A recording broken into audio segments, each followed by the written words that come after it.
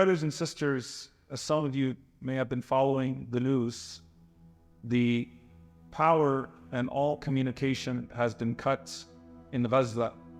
May Allah subhanahu wa ta'ala give victory to the people of Gaza. May Allah subhanahu wa ta'ala give them patience, make their feet firm. And may Allah subhanahu wa ta'ala foil the plot of the evildoers. Allahumma ameen. And I want to begin, as this is heavy on our hearts in this moment, by reminding each and every single one of us that Allah subhanahu wa ta'ala has His ways, and Allah subhanahu wa ta'ala has His soldiers, and Allah subhanahu wa ta'ala, bi-idhnillah, will make a way for them in ways that we cannot understand. And it's important for us to understand that if they could cut them off from the world, they cannot sever the connection that those people have with Allah subhanahu wa ta'ala.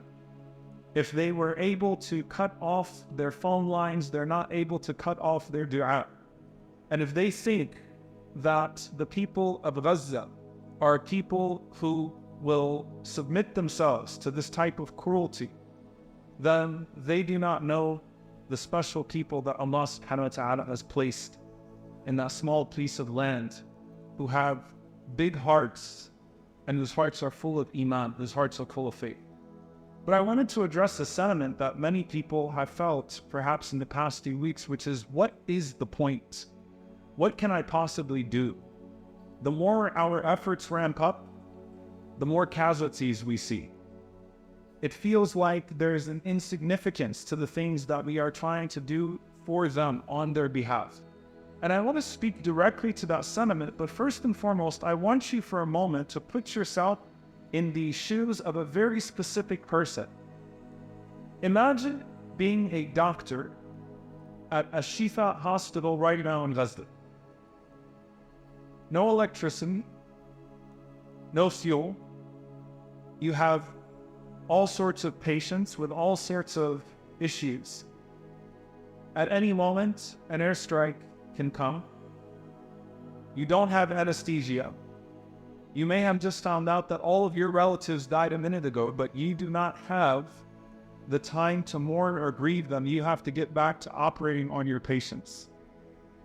I want you to think about what type of willpower it takes to still go there and operate on patients and try to help someone maintain their leg or their arm after it's been damaged in an airstrike, or try to help someone live through, even if they don't have any limbs at all at this point, or try to help a 3-day-old fetus survive in that monstrosity, and at the same time carry the grief of your own relatives that have already been killed, as well as knowing that at any moment an airstrike can come and can wipe all of you off of the face of this earth. I want you to think about them. If there's anyone that would be asking what's the point, it would be that doctor. But they're still going. They're operating, subhanAllah, with their cell phones. While we check our batteries to make sure that we can still use our phones so we can check the internet or do whatever it is that we're doing, they charge their batteries off of their cars, and they come back and they use those to perform operations in the darkness of the night while bombs continue to fall on them. What's the point? And this is a sentiment that Allah and the Messenger sallallahu alaihi wasallam address so many times throughout the Quran and the Sunnah. What is the point? And I was thinking about Yusuf alayhi salam, when he speaks to his brother at the end of the ordeal, and he says, إِنَّهُ مَنْ يَتَّقِي وَيَصْبِرْ فَإِنَّ اللَّهَ لَا يُضِيعُ أَجْرَ الْمُحْسِنِينَ. That whoever is God conscious and patient, Allah subhanahu wa ta'ala does not let the reward of the good doers go to waste. Allah subhanahu wa ta'ala himself says, وَاصْبِرْ فَإِنَّ اللَّهَ لَا يُضِيعُ أَجْرَ الْمُحْسِنِينَ. Be patient, because Allah subhanahu wa ta'ala does not let the reward of the good doers go to waste. The patience of the people that are under this savagery and this brutality and that are facing what they are facing right now is to stay steadfast and know that Allah subhanahu wa ta'ala will not let a single moment of pain that they experience go without accounting on the day of judgment and go without a tremendous reward for them. The patience, the patience of those who are doing what they can on their behalf is to know that every single moment that you spend in their cause, Allah will not let it go to waste. And Allah subhanahu wa ta'ala may put something in your small effort that has major impact. What's the point? We are always looking for that immediate change, that immediate visible change to happen right in front of us. But Allah subhanahu wa ta'ala says, وَمَن يَعْمَلْ مِثْقَالَ ذَرَّةٍ خَيْرًا يَرَى. And whoever does an atom's worth of good will see it. وَمَن يَعْمَلْ مِثْقَالَ ذَرَّةٍ شَرًّا يَرَى. And whoever does an atom's worth of evil will see it. Abdullah ibn Abbas radiallahu ta'ala anhuma, he speaks about these ayats in a very profound way. He says that on the day of judgment, you won't just see the atom's worth of good that you put forward.